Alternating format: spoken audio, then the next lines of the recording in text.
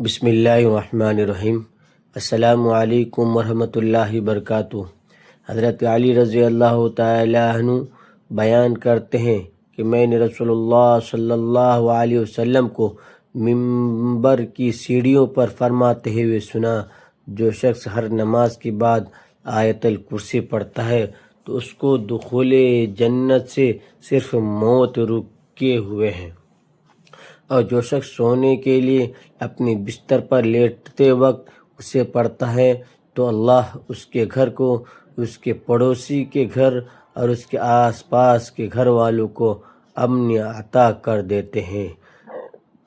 سیدنا ابی بن کعب رضی اللہ تعالیٰ عنہ بیان کرتے ہیں کہ نبی صلی اللہ علیہ وسلم نے ان سے پوچھا، اے ابو منذر، کیا تم جانتے ہو کہ تمہارے پاس کتاب اللہ کی سب سے زیادہ عظمت والی آیت کون سی ہے؟ کہتے ہیں، میں نے جواب دیا، اللہ اس کا رسول ہی زیادہ جانتے ہیں۔ رسول اللہ صلی اللہ علیہ وسلم نے دوبارہ پوچھا، اے ابو منذر، کیا تم جانتے ہو کہ تمہارے پاس کتاب اللہ کی سب سے زیادہ عظمت والی آیت کون سی ہے؟ میں نے کہا، لا الہ الا هو الحی القیوم، یعنی آیت الکرسی۔ تو رسول اللہ صلی اللہ علیہ وسلم نے میرے سینے پر ہاتھ مارا اور فرمایا، اللہ کی قسم، تو نے درست کہا۔ یا ابو منذر، تم علم مبارک ہو۔ امام احمد بن حنبل رحمۃ اللہ علیہ کا کہنا ہے کہ اسماء بنت یزید بن سکن رضی اللہ تعالیٰ عنہ کہتے ہیں کہ میں نے رسول اللہ صلی اللہ علیہ وسلم کے فرماتے ہوئے سنا کہ ان دو آیتوں، اللہ لا الہ الا هو اور الف لام میم، ان دو آیتوں میں اللہ تعالیٰ کا اسم اعظم ہے۔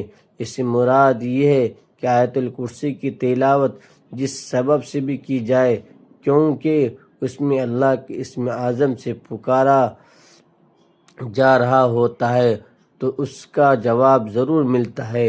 حضرت ابو ہریرہ رضی اللہ تعالیٰ عنہ بیان کرتے ہیں کہ رسول اللہ صلی اللہ علیہ وسلم نے مجھے صدقہ فطر کی حفاظت کرنے پر مامور فرمایا۔ پس ایک شخص میرے پاس آیا اور گلے سے لپے بھرنے لگا۔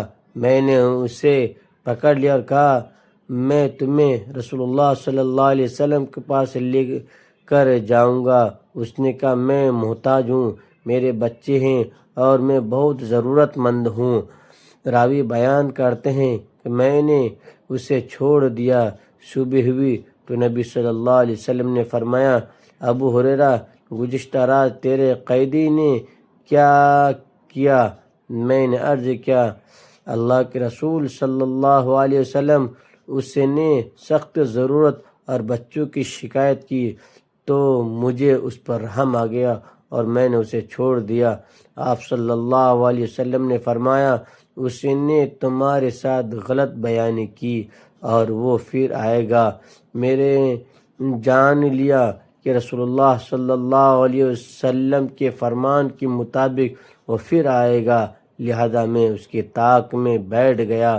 وہ آیا اور گلہ بھرنے لگا تو میں نے اسے پکڑ لیا اور میں نے کہا کہ میں تمہیں ضرور رسول اللہ صلی اللہ علیہ وسلم کی خدمت میں پیش کروں گا۔ اس نے کہا کہ میں ضرورت مند ہوں، عیالدار ہوں اور میں پھر نہیں آؤں گا۔ میں نے اس پر ترس کھاتے ہوئے اسے چھوڑ دیا۔ صبح ہوئی تو رسول اللہ صلی اللہ علیہ وسلم نے مجھ سے پوچھا، ابو ہریرہ، تمہارے قیدی کا کیا ہوا؟ میں نے عرض کیا، اللہ کے رسول صلی اللہ علیہ وسلم، اس نے سخت ضرورت اور بچوں کی شکایت کی تو میں نے اس پر رحم کھاتے ہوئے اسے چھوڑ دیا۔ آپ صلی اللہ علیہ وسلم نے فرمایا، اس نے تو تم سے غلط بیانی کی اور پھر وہ آئے گا۔ میں نے جان لیا کہ رسول اللہ صلی اللہ علیہ وسلم کے فرمان کے مطابق وہ ضرور آئے گا۔ میں اس کے طاق میں بیٹھ گیا۔ وہ آیا اور گلہ بھرنے لگا۔ میں نے اسے پکڑ لیا اور کہا، میں تمہیں ضرور رسول اللہ صلی اللہ علیہ وسلم کی خدمت میں پیش کروں گا، اور یہ تیسری اور آخری مرتبہ ہے۔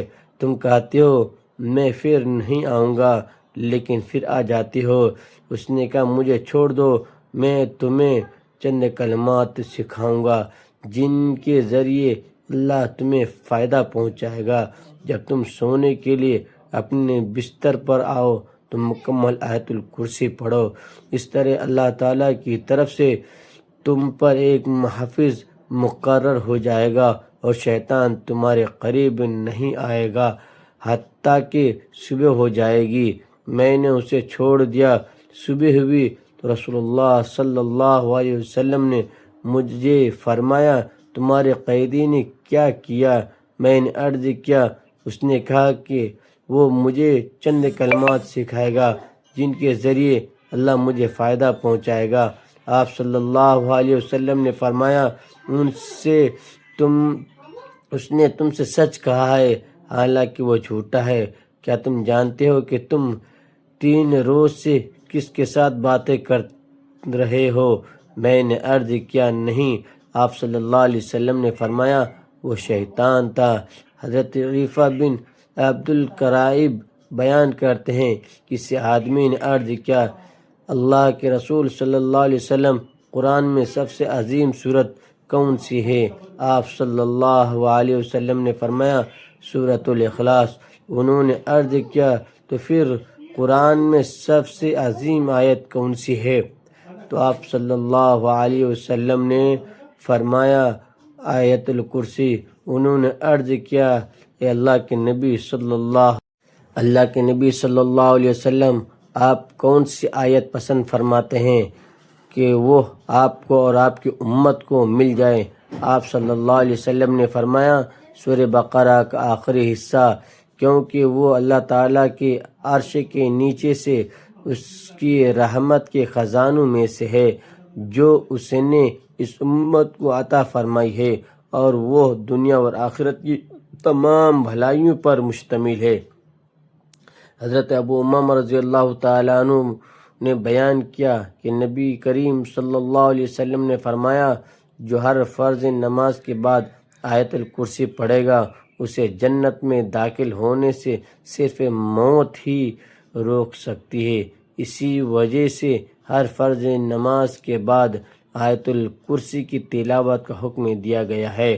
اس کو پڑھنے والے اور جنت کے بیچ میں صرف موت کا فاصلہ ہوتا ہے۔ سوتے وقت آیت الکرسی پڑھنے والا صبح تک شیطان سے محفوظ رہے گا۔